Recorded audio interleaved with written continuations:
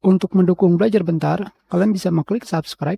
Halo, selamat datang di Belajar Bentar. Jika kalian masih menggunakan OS Windows 7, versi Microsoft Office apa yang bisa digunakan di Windows 7?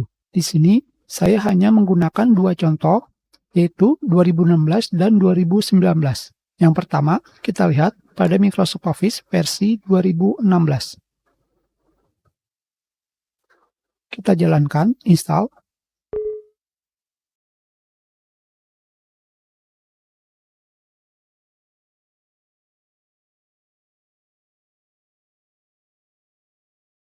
Di sini, proses instalasi Microsoft Office 2016 bisa berjalan. Jadi, kalian bisa menggunakan Microsoft Office 2016. Kita close. Kita batalkan proses instalasi.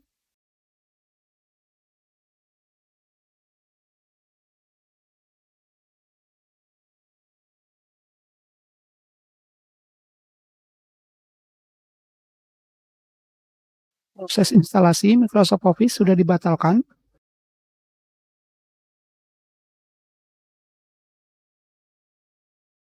Sekarang kita akan menginstal Office 2019.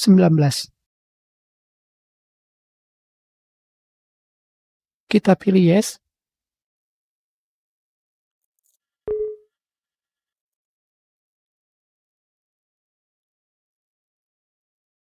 Sekarang kita mendapat pemberitahuan bahwa kalian memerlukan Windows 10 untuk melanjutkannya.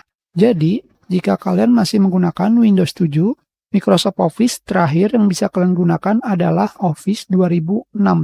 2019 dan seterusnya sudah tidak bisa digunakan di Windows 7. Hanya seperti itu saja, kita sudahi pelajaran kita. Terima kasih.